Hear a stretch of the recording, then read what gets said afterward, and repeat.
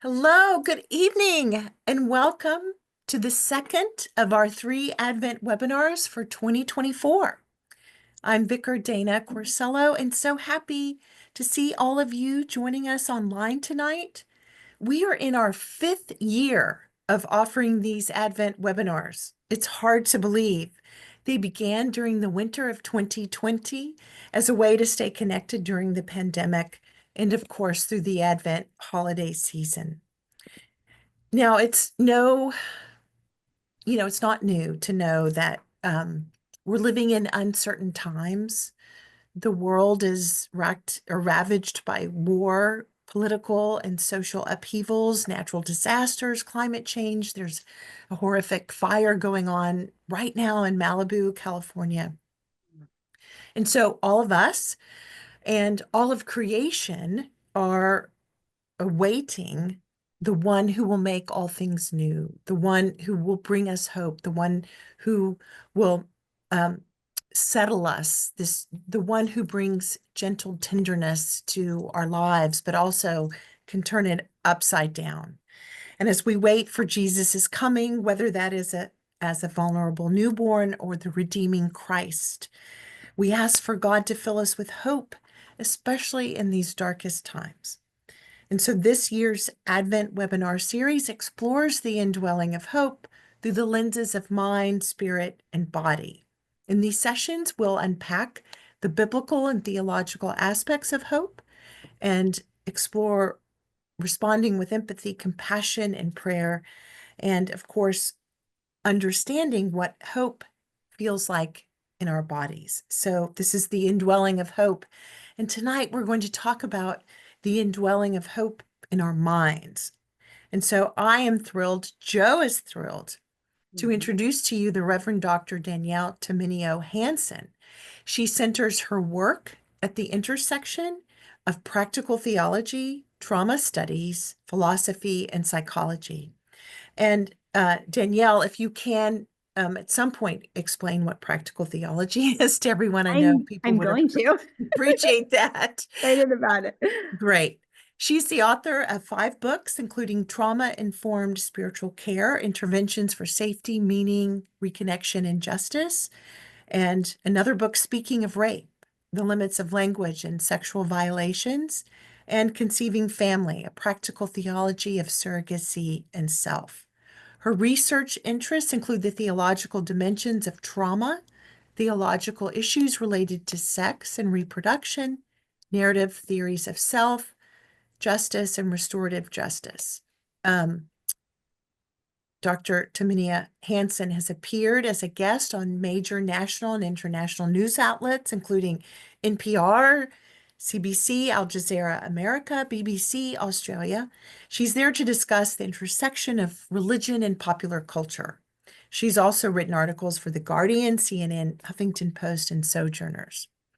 She holds a BA in English from Yale University, a Master of Divinity and Master of Sacred Theology from Yale Divinity School, and a PhD in Practical Theology from Boston University.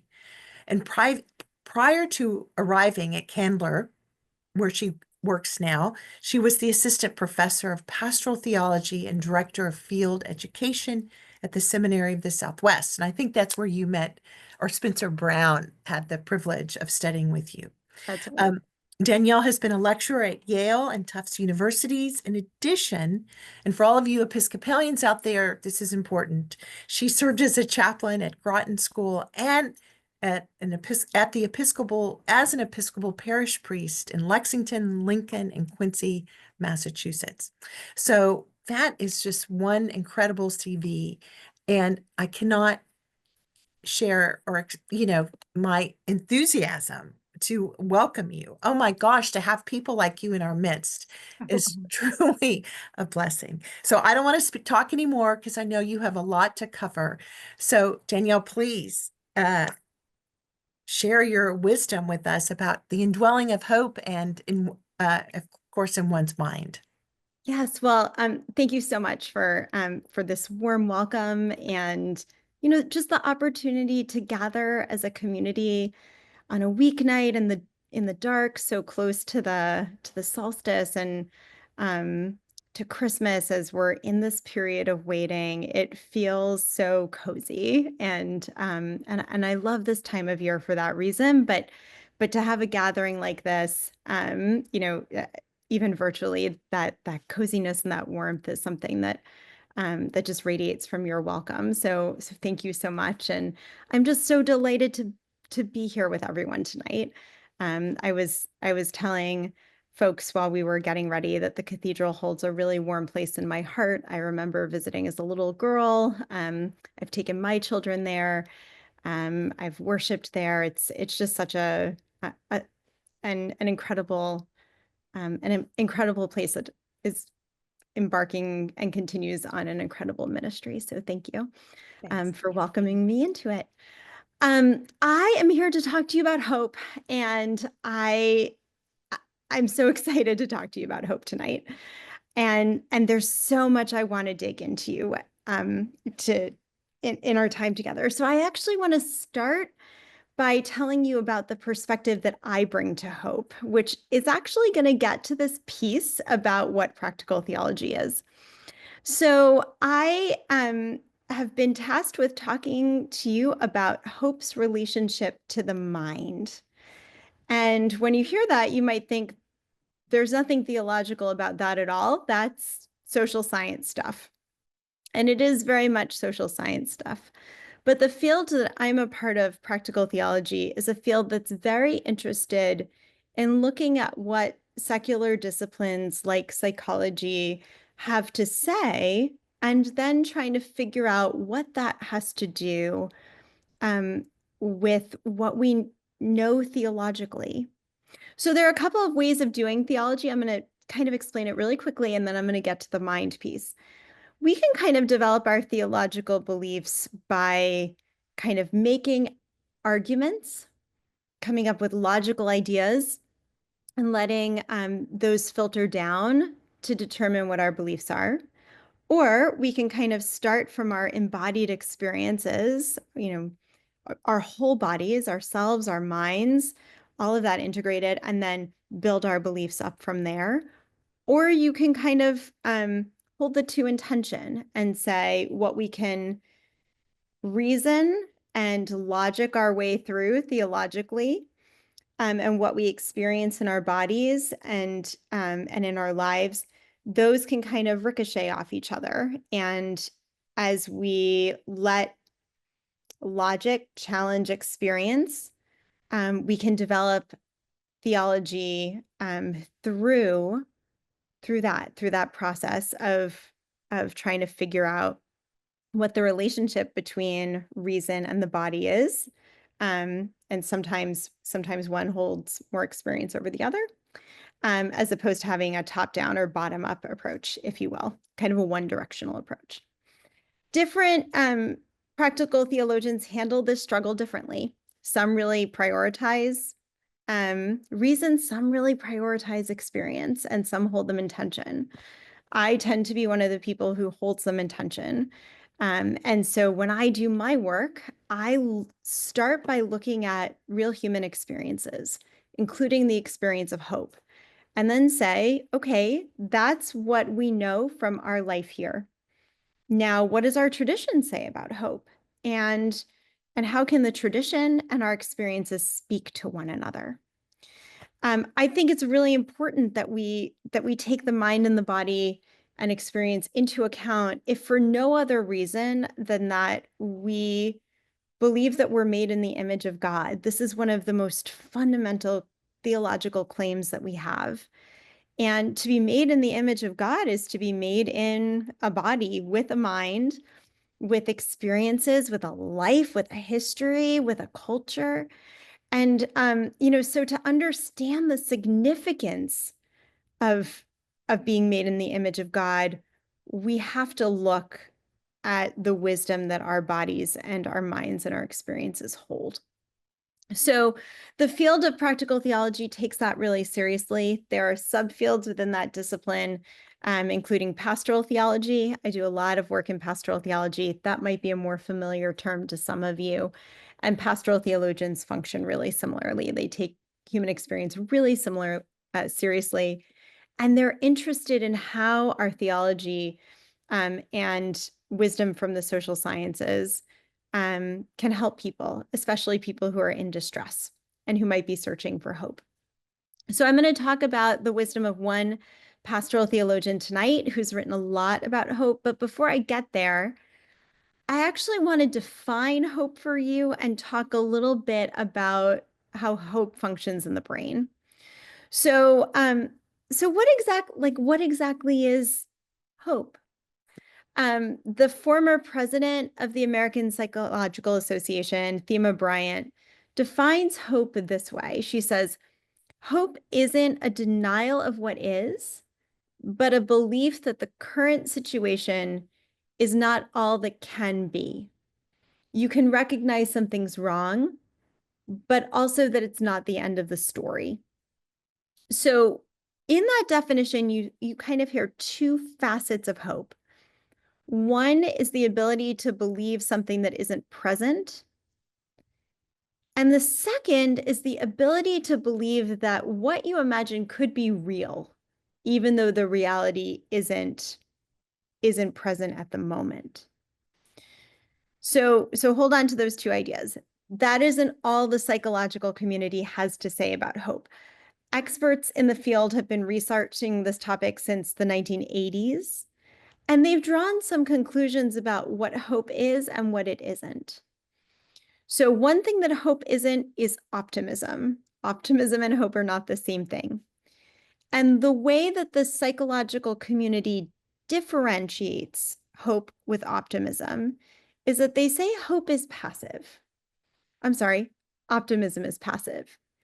If you're optimistic, you might be able to imagine that better future, that first step, but you're not actually figuring out a plan to make it happen. So here's another thing that hope is not. Hope is not a wish. Wishing is also passive. So if I say, I wish you a good journey, then this is a positive imagining of what I desire for you, but I'm not actually taking steps to make that desire possible. So like, I'm not pulling out my credit card to get you a first-class ticket to Hawaii. I'm not, calling you an Uber. I'm just sharing an expression of what I desire for you. I wish you a good journey. So in contrast, for the psychological community, hope has an action-oriented component to it. So we can actually add a third characteristic to this understanding of hope. Hope is an ability to imagine something that isn't present. So that's that first characteristic, the imagining.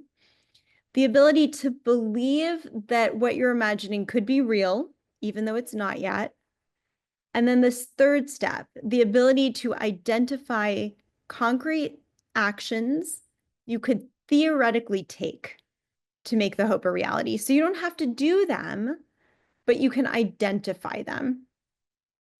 So one of the things the psychological community has done recently is to try to figure out how the ability to be action-oriented, to be able to take that third step, is helpful to people's mental health. So there are a few studies I want to tell you about.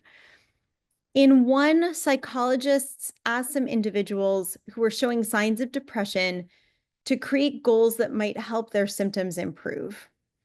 After 10 weeks, they found that those who named goals were more likely to seek therapeutic support and to receive treatment and to have fewer symptoms of depression. So it's not that being hopeful ended their depression, right? That's not what they're saying, but they are saying the ability to kind of name goals and then try to undertake them helped get people to the therapist's office. And so they were able to receive more support. So in another study, participants were asked to write down some goals that were important to them. And over time, they were assessed to see whether they had fewer symptoms of anxiety or depression. And this group of psychologists found that individuals who named those goals and how those goals were important to them had a greater sense of self-esteem and did have fewer symptoms of anxiety and depression. So, so why is that? The idea behind why this is that hope isn't just about that ability to imagine. It's about the ability to imagine that you might do something. And that can be very empowering, even if the something is very small. That ability to enact agency is so consequential to our mental health and our well-being, right? If you feel helpless, um, then it's very easy to feel hopeless. So the ability to imagine and to come up with a plan, even if you don't necessarily do it, but to have that plan, to have those goals, um, it can be very helpful to people's psychological well-being. So psychologists also believe that hope is a learned behavior, which is great news for all of us because it means it's something we can practice and improve. You're not born with the innate ability to hope or not. There aren't some people who have that gift and some people who don't. Psychologists believe that this is something we can all work on and we can all learn and practice. So that, I think is hopeful in and of itself that this is something we can learn. There are also several factors that psychologists believe can support the development of that hope muscle. And these include having a robust community, so social support, the ability to break down big goals into smaller, more manageable pieces. I love this one. I don't know about you. I can get overwhelmed so easily when I know I have a big task ahead of me and just the weight of that kind of like it overwhelms, right? Like cascades through my body and I'm going, "Oh my gosh, there's no way." But if I can sit down and just say, "Okay, I don't actually have to do all of this right now." Like when I'm working on a book, I can feel that weight. But instead of saying, "Oh my gosh, I have to write the whole book in one day." No, I'm going to write 2 pages a day. That's what I'm going to do. And if I keep writing those 2 pages, I will eventually have a book. So that ability to break a really big, overwhelming task down into small, manageable chunks helps in the development of hope. The third factor that can support the development of hope, so robust community, breaking down big goals are the first two. The third one is to reframe the goal if it's needed. So the ability to kind of pivot and try something different. So I was never very good at sports, but let's imagine that as a little girl, I wanted to be a gymnast. And, not only did I want to be a gymnast, I wanted to be an Olympic gymnast. And I take my first year gymnastics class, and it turns out I'm not the least bit flexible and I'm going to have to work just above and beyond to be an Olympic gymnast. So maybe I pivot. You know what? I want to make the high school gymnastics team. That's my new goal. And I am so proud of that goal. So the ability to pivot, to have a new goal, and then to start working towards that. And then finally, the ability to celebrate when you've achieved one of those goals. So you break down to small pieces. I write those 2 pages a day. I'm not going to wait till the book is done to celebrate. I'm going to celebrate those 2 pages now. So the ability to celebrate a goal is also a factor in the robust development of hope, that hope muscle. Okay, a couple of more notes on the mind, that neurological piece, and hope. At a neurological level, scientists don't know a lot about hope yet. Psychologists believe that neurotransmitters like dopamine, serotonin, oxytocin, and norepinephrine are probably involved. This makes sense. These are all neurotransmitters that have to do with our overall happiness. When they're not at the levels they should be, they contribute to depression and anxiety. So to have them be properly calibrated, it makes sense that they would contribute to the science of or to how our brains process hopefulness. There have only been 2 studies, at least that I know of, that have been conducted to see where hope might reside in the brain. So these are pretty preliminary. There was one study in 2017 that used an MRI to look at how hope appeared neurologically. And in that study, it found that people who exhibited higher levels of hope showed a relevant level of activity in a part of the brain called the medial orbital frontal cortex, or the MOFC. And this is the part of the brain that helps with motivation and decision making. So, this makes sense. Motivation and decision making are key aspects of hope. So this connection was seen for both the agency thinking part of hope, that part of hope that helps you feel motivated to reach a goal, and the pathway thinking part, the part that figures out how to reach that goal. In the second study from 2020, scientists found that people who had more gray matter in the part of the brain called the supplementary motor area, or the SMA, tended to be more hopeful. And this also makes sense. It's a part of the brain that helps plan actions, that links thinking with doing. So this all kind of makes sense. So that's a brief overview of the way that the social scientific community has thought about hope, the components of hope, how hope is a learned behavior, and where it might reside in the brain. And what I want to do with the rest of our time is to talk about how people in my field have thought about hope and have written about hope. So my discipline of practical theology and kind of its friendly neighbor pastoral theology, we're really interested in integrating wisdom from the social sciences with theological analysis, the practice of ministry, helping folks who are in need and vulnerable. And so hope is something that my field has been very interested in. Um, uh, and I want to specifically talk about one pastoral and practical theologian from my field whose name is Pamela McCarroll. She is a professor at the University of Toronto at Emmanuel College, which is part of the University of Toronto. She is a Presbyterian minister, a former CPE supervisor, and just a tremendous colleague, a wonderful human being. And she's written a book called The End of Hope, The Beginning. And I very often assign this book to my students in my class when we're talking about this topic, because it's the most robust resource that our field has on hope. So again, it's called The End of Hope, The Beginning.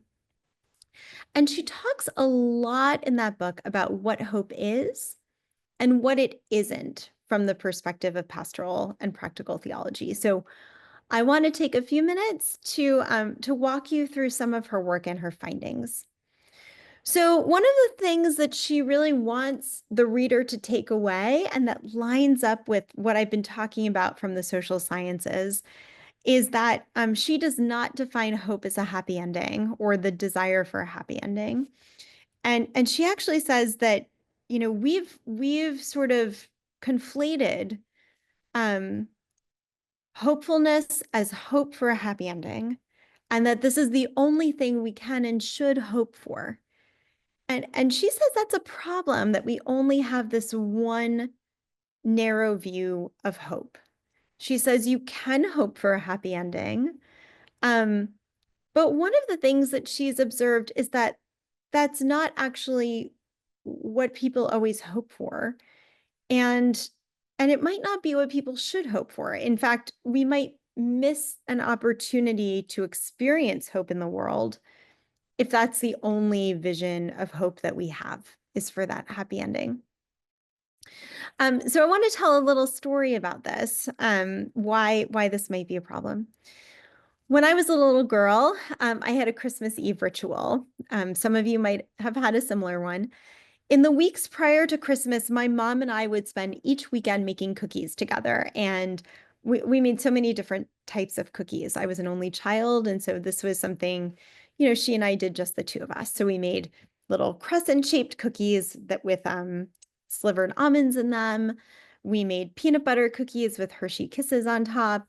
My family is all Italian, so we made these Italian wedding ball cookies that had a lemon frosting. And we lived in New York, so it was very cold at this time of year. And to keep the cookies fresh, we would store them in little containers and then put them in a storm shelter in our basement that is just like the one you see Dorothy get into in The Wizard of Oz. So we had one of those in our little house on Long Island, and we would store all the cookies in them because it was cold. And then on Christmas Eve, we would take all the cookies out and divide them into smaller boxes for the friends and relatives that we were going to see over the next few days. We also kept some cookies for ourselves. And on Christmas Eve, I would put on my pajamas and lay out our homemade cookies on a plate and then put them by the fireplace for Santa along with a glass of milk. And then I would go to sleep. So I'm guessing I'm not the only one on this webinar who had this ritual, the cookies and milk ritual. But I remember this so clearly, the warmth and the how special it was to put these cookies on the plate, the discipline it took not to eat the cookies. But I would do this and I would go up to bed and I would squirm. I would have so much trouble falling asleep. And I remember one year when I was very young, I very clearly heard reindeer bells on our roof. I was 100% certain of it. I had heard them. I knew it. It had happened. Santa was on the roof with all the reindeer. But I also had these very clear instructions that I was not allowed to leave my room and I was not a rule breaker. So I was in this bind because I was totally convinced Santa was on the roof along with the reindeer and the sleigh. But I couldn't leave the room to see what was going on. So I did the next best thing, which is I called my parents and I told them to come in and I announced absolutely 100% that I had heard Santa and could I please come down to see him? And of course, they said no. So you see, I clearly had hope here. I had a plan. I knew what I was hoping for. I was hoping for this happy ending that I was going to get to see Santa and we were going to bond and maybe I would get to go for a ride on the sleigh. So I was ready to take action and I had a way to do it and I had hope. And yet my hope was never going to become a reality. So, some people might call this a false hope or a misplaced hope, but whatever you call it, it was really disappointing. Now this is a really simple experience where the happy ending that we assume is part and parcel of hope isn't possible, right? It's a little girl's hope. Very sweet. I still remember it, but we can all imagine much more serious examples of what I'm describing where the hope is misplaced and the disappointment is far more keenly felt and far more consequential. Times we've all hoped for a happy ending and could not for the life of us make it happen. So from a psychological perspective, there's something really interesting happening in these moments. And this is something that I've written about in my own work. Psychologists talk about two kinds of ways we make meaning. We make meaning out of situations, moments of our lives, and then we have what's called a global meaning-making framework. And this is the umbrella that we have to make sense of the world that we live in at a grand scale. And this might include our personal philosophies, beliefs like everything happens for a reason. It includes our faith claims like Christian beliefs. And in our everyday lives, the meaning we make of a given situation bumps up against our global meaning. And usually there isn't a lot of friction between the two. Usually the situation kind of gets happily absorbed into the global meaning-making framework, and we don't think about it very much. But every now and then there's a clash, and this causes cognitive dissonance that we need to resolve. So, this is what happens when hope as a happy ending can't become a reality. You have a situation, like the situation I had as a little girl, where I had a very specific situation and a hope for that situation, and then a global worldview. And that situation bumps off the global worldview, and they happily get along or they don't. So, in my case, the global worldview is, there's a Santa. And then eventually I learned some things. And, so I have this belief, this happy ending, I'm going to meet Santa, but I don't get to meet Santa because of the way things are. I'm trying to use veiled language just in case. There are some folks on the call for whom that's significant. And so, I have this belief in Santa. It bumps up against the reality that I can't meet Santa, and that maybe there are some things about Santa I don't know. And then, something has to happen. I either need to adjust my global worldview, or I need to adjust my understanding of the situation. And so when you hope for a happy ending that can't be, these clashes can happen, and they need to be resolved. And that makes that hope all the more difficult to manage. So this is all to say that Pam McCarroll wants us to think about hope more broadly. And so she challenges readers with this question: how can we hope when there no longer seems to be a way for us to share dreams and speak collectively about the possibilities for a better future? And so she says, there's a paradox here. Our, our understanding of hope as we know it has ended. Hope is a happy ending. Our assumptions about what hope is might not be true, but there's also an opportunity. Maybe it's not that hope is gone. Maybe it's that we misunderstood the limits of what hope was, because hope can be a happy ending. But maybe that's too limited. Maybe we need to kind of open up the possibility that there might be other understandings of hope. So she offers 5 new understandings of hope. And what she wishes for the reader is that they might walk away with some more frameworks of what hope can be. So the last thing I want to do with you all is just walk through these. So the first one she defines as hope as fight. And she tells the story of a woman named Jess, who is really struggling after a physically debilitating car accident. She can't meet her own needs. She can't take a shower herself. She's just not self-sufficient anymore. And she's angry and she's depressed because of this car accident. And then one day she realizes that she doesn't want to feel the way she's feeling anymore, and that her anger and depression are not helpful to her. They're not serving her well, they're hindering her. And so Pam McCarroll says that that one of the things Jess learned is that she wanted to fight for her physical recovery. And the image that she shared with Pam is that she wanted to be able to get in the shower and take a shower herself, because that's something she couldn't do on her own. So this is her goal, a very concrete goal, like we've talked about. And that image really grounded her fight to get treatment, so that she could physically do that for herself after the car accident. So what do we learn about hope as fight for this story? From the story, the first is, for Jess, hope unfolded over time. She had this initial, idea that this is something she wanted to fight for, that level of autonomy.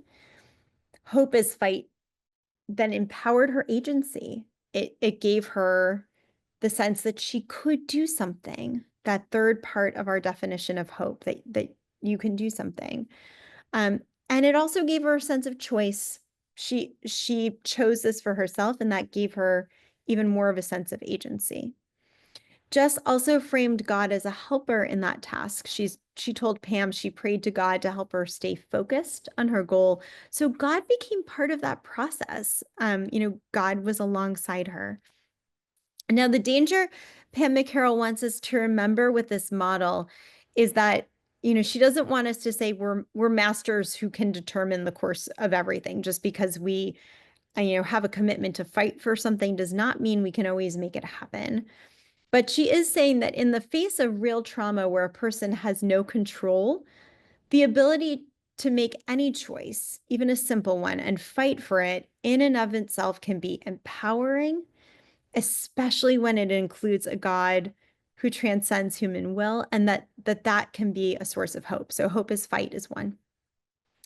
The second understanding of hope she offers us is hope as meaning.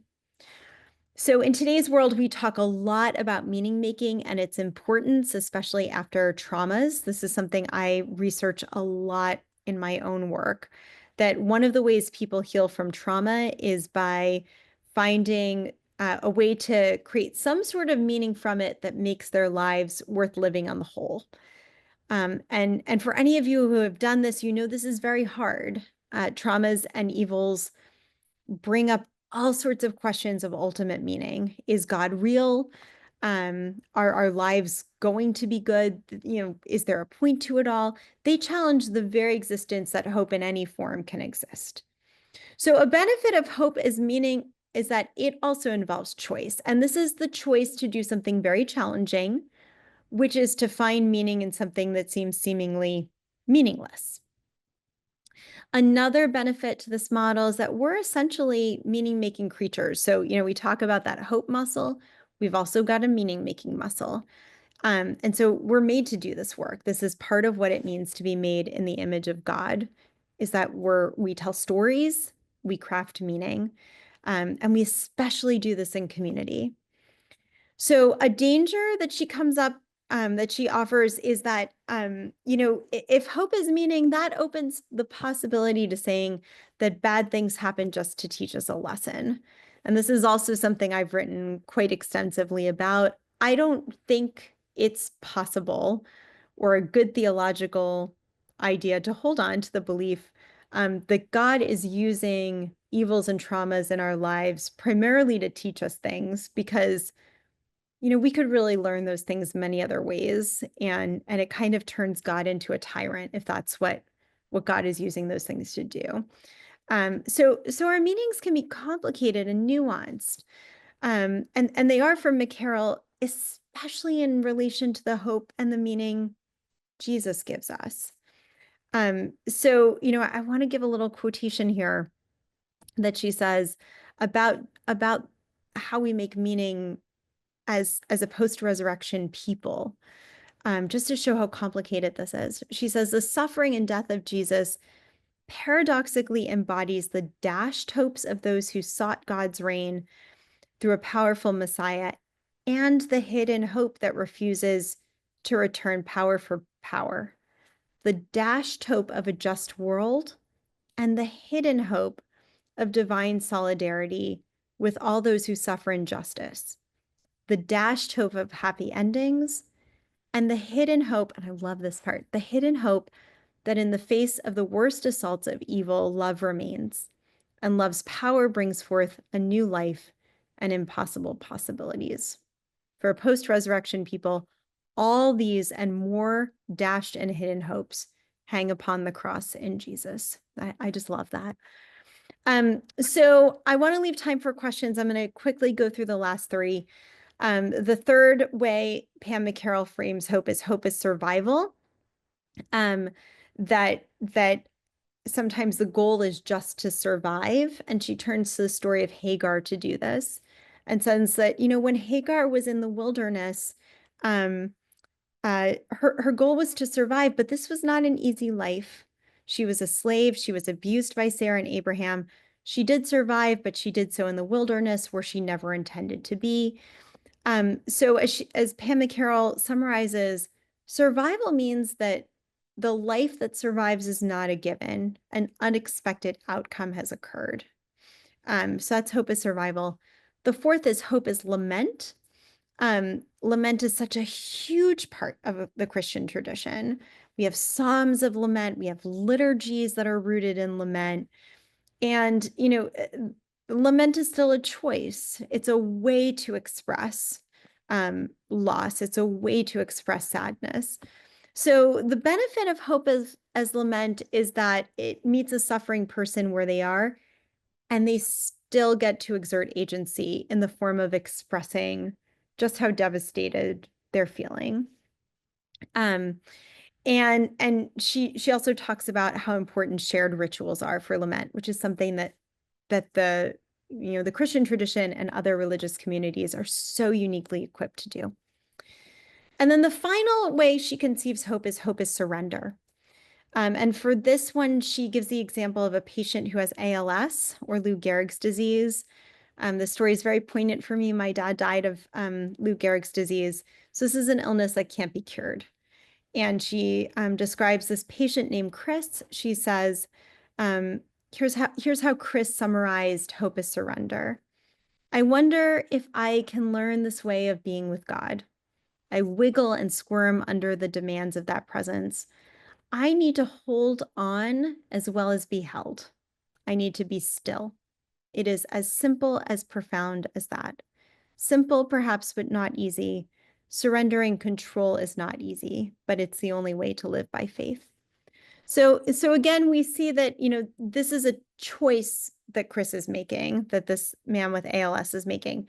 It's not being imposed upon him. This is really important, that this is a choice. He isn't surrendering himself to the disease, but he's making the choice to give himself to God, and does so because he sees that as an act of faith. And in seeing his faith differently, he sees the world differently, and that process of slowing down, and experiencing his limits differently.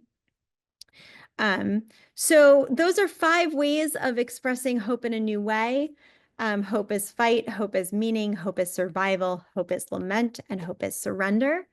In addition to a psychological overview on hope, and I hope I've now left us some time for discussion and questions.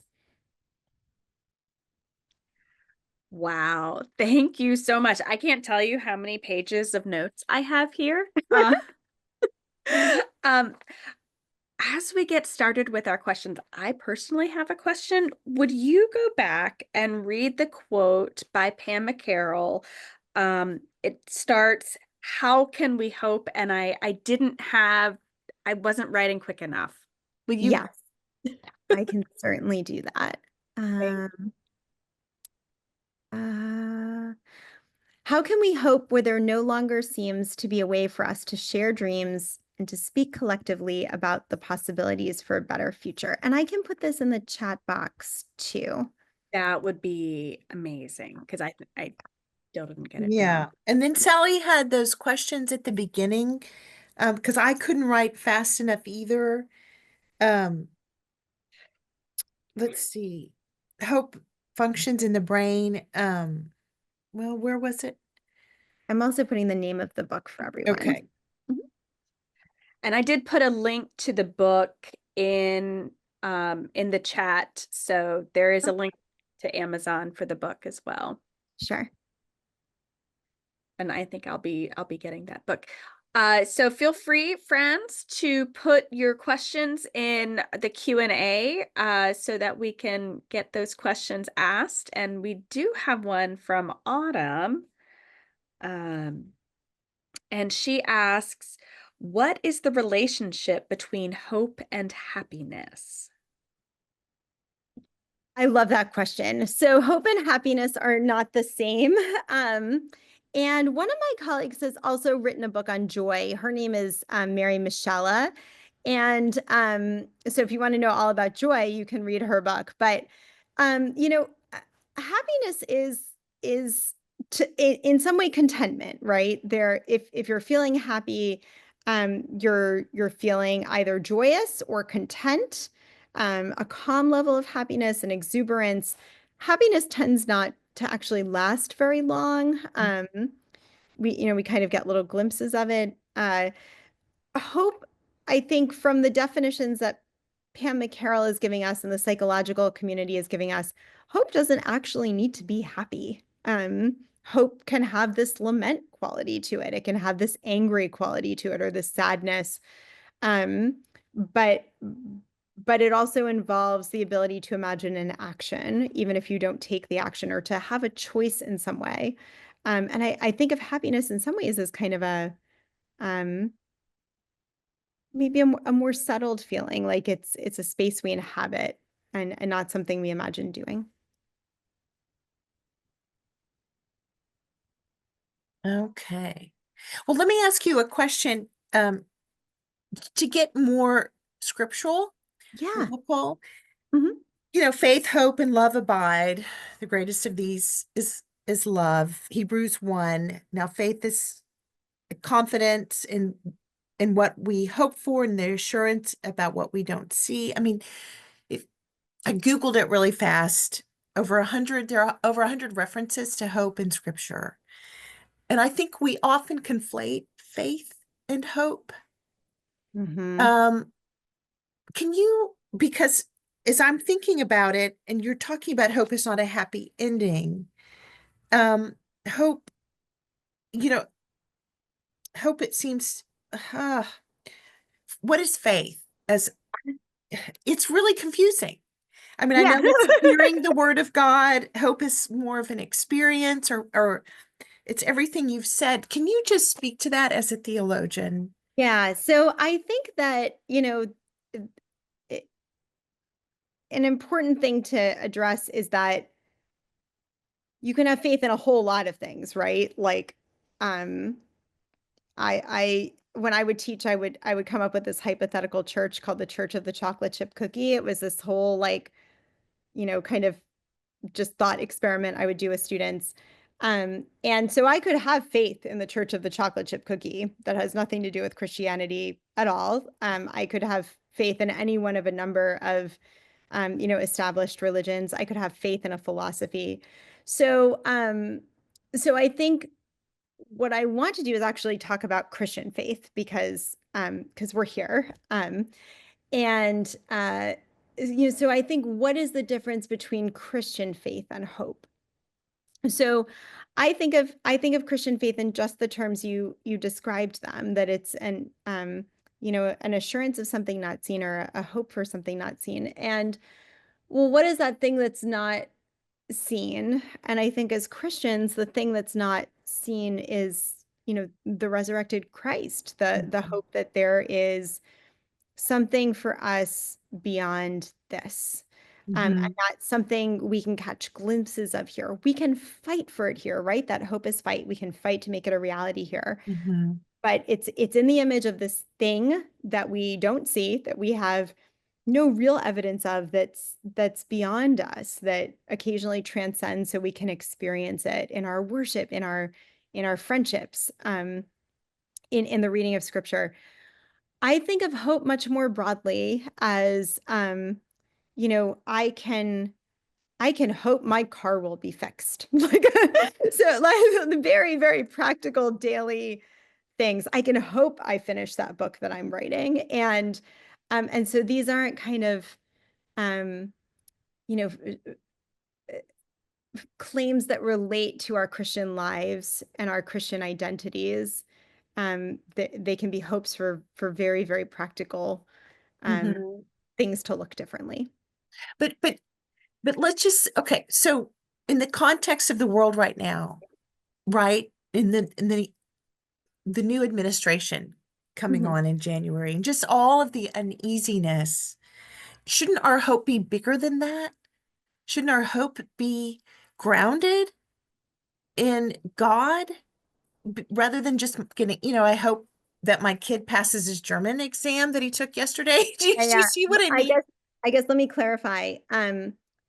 We can hope for all sorts of things and we can hope in faith. So I guess I see hope as being just a bigger umbrella. Um, Hmm. Hmm. and you know, I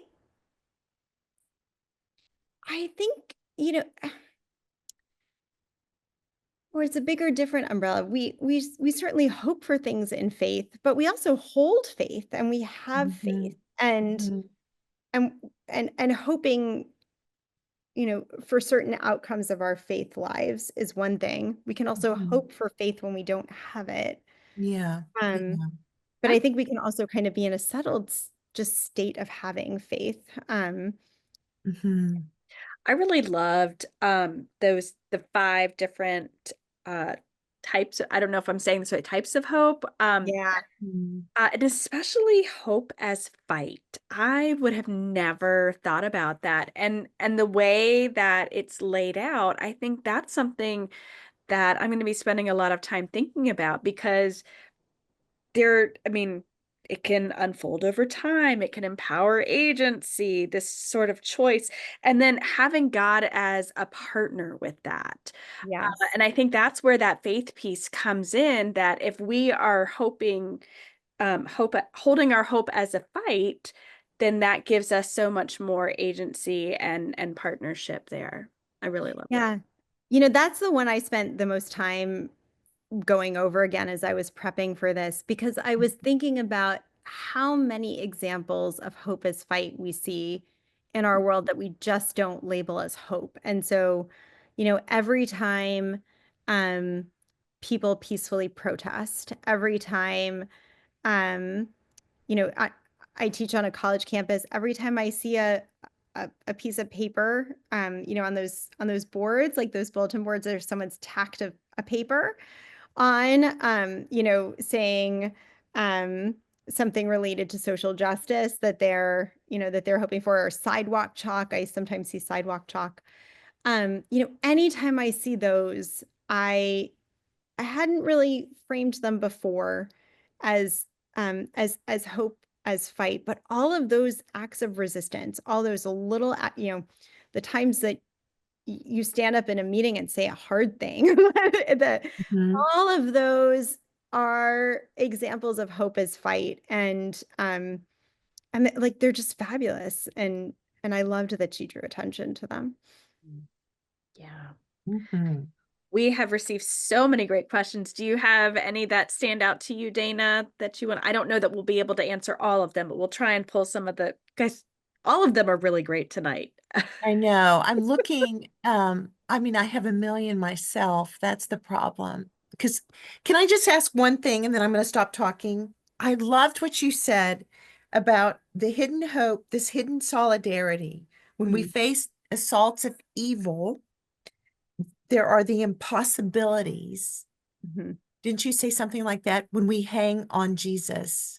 Yeah. That is just, folks, when we think about what's happening in the world today, the impossibilities of what can happen, I think is so, it's just incredible. And that is what gives me hope Hmm. because we do have to hope in the impossibilities.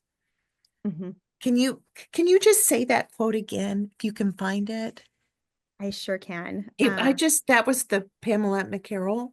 Yes. I need that book. I know, I do too. Yeah, I can put it back in the chat again. Okay. I've Well, got I've we got have the that. link. Okay, you know what? I have the whole quotation here, and I can stick it right in for you all. Okay. And personally, I love that she's Presbyterian. Oh, there it is. Oh my gosh, there it is. Yeah. Okay. We have to save this. I'm going to copy it. Well, and when we save the recording, it does save the chat. So Oh, it we'll have does? access Okay. to this afterward. So no, Um, um, we have just a couple minutes left. We might run a little bit over, but everything has been so great that it's totally worth it. Um, I'm really so do you have any additional resources on hope, especially for people dealing with serious illnesses, progressive illnesses that aren't curable, and for people of faith and those who provide pastoral care? I thought that was a really great yeah. question. Yeah, so I am a really big fan of Carrie Doring's work. She is a pastoral theologian who wrote a textbook called The Practice of Pastoral Care. Don't be intimidated. It's a very, very thin, I mean, as textbooks go, like, it's a pretty slim volume. And she gives a lot of resources. I think one of the things she's known for is the idea that you listen, you assess, and you co-create. And so these stages are really important. Um, I wrote a textbook, this trauma-informed spiritual care textbook, that has a lot of very practical hands-on resources. One of the things I did in the back of that textbook was give an index of art forms. And I I grew up singing in a girls' choir, very much like the one at the Cathedral. And so the arts are really important to me as a way of making meaning. Oh, I just took up the harp, and like you can see, here's Oh. can't see the strings, but here's my harp. So the arts are a really central part of my life when it comes to making meaning and finding hope. And so I think that like the harp might not be where you want to go if you are new to the arts. Like it might be intimidating, and it's hard to find a teacher. But what I put in the book were some really, really accessible art forms that you can do if you have no background in the arts at all. So things like cutting out words from magazines and then making poetry with them. You don't even need to come up with the words yourself. You have this pile of paper and you just, arrange them however you want. It's really fun. If you didn't think you could do poetry, you can now. Mhm. So I think that's one resource that I would offer also, or just any art form that comes to mind, and to go with it. So I'm also as I think we said this earlier, have been taking the research I've been doing and putting it into really accessible short articles that are about 500 words in the Substack I launched. So if folks want to sign up, you can do that for free, and hopefully, like, you'll get some practical hands-on resources there too. So for those who aren't familiar with Substack, it is a platform where people can write blog posts, and it's a really great place to share writings and to gain followers. So I hope you will click on Around the Fireplace .substack.com that Danielle just put in the chat. We'll also have a link on the replay to that link, and you can join for free there. Yeah. There's wonderful things on there already.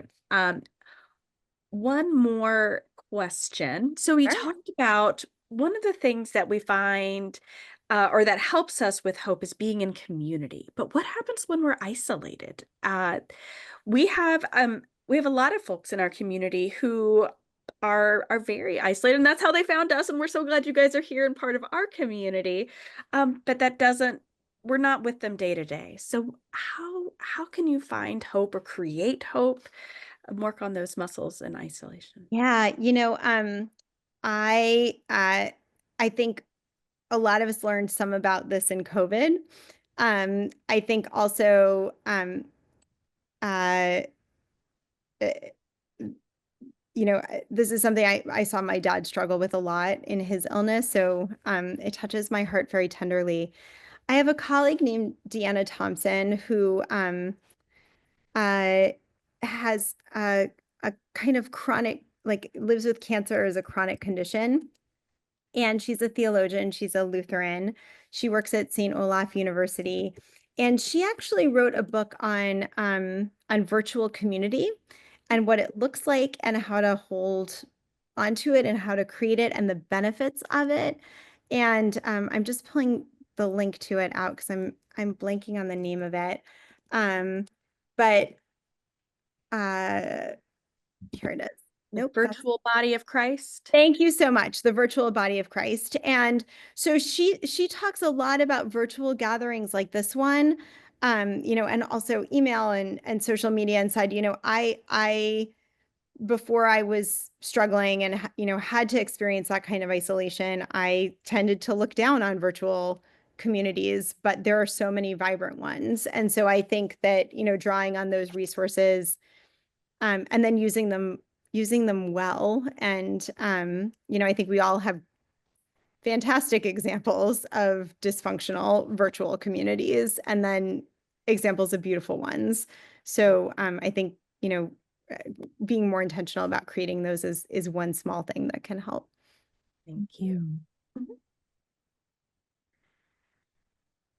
I think we could ask questions all night. I I know. love to stay in chat I'm all so night. sorry for all the questions we haven't answered. Yeah, Dave, my apologies. any final ones that stand out to you that Allie has texted to us? Well, there was Frank's Anania's question. Let's see. Where did it go? Here it is. He says this was an intellectual tour de force, definitely much to unpack. How do you square away your perspective on hope with what St. Paul writes that hope does not disappoint? That's a biggie. Leave it to Frank. Oh. St. Paul writes that hope does not disappoint. I mean, Mm, I feel like anytime we can imagine, how can we be disappointed in that? Like, it's a beautiful thing just to be able to picture and to do, to be able to do anything. These simple acts like getting a glass of water.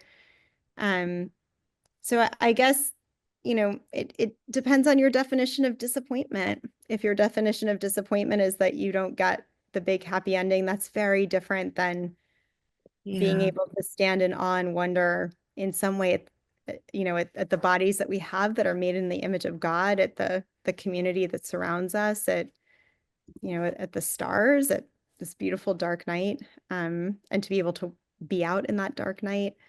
Um, I guess my definition of disappointment maybe is a very humble one that way, that it would take yeah. Yeah. No, that's fair. Some people live their life in disappointment. And I mean, I yeah, guess, I don't mean to be, but it's true and it's really sad. yeah. And I know that's not what Frank meant, but Well, but but that's why we could talk about this forever. but I love the imagery of hope is a muscle, meaning making is a muscle, and we can strengthen these muscles. It's through practice and discipline Mm, and all of these things that it does come more naturally to some people, but Mhm. it can be a learned practice.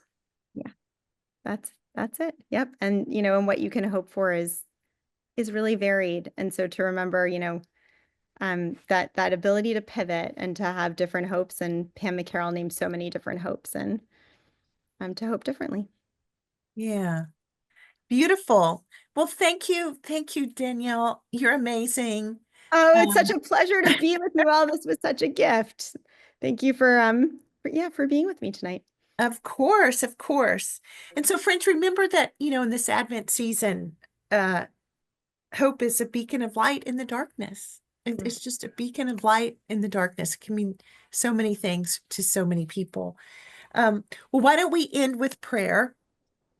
And we wish you all a beautiful, restful, um, night where you can wake up tomorrow renewed in hope, renewed with hope, and be thinking about how this has changed you and where you find your hope in all of these definitions, because I know I have a lot to review and redefine for myself. So this was really, really wonderful.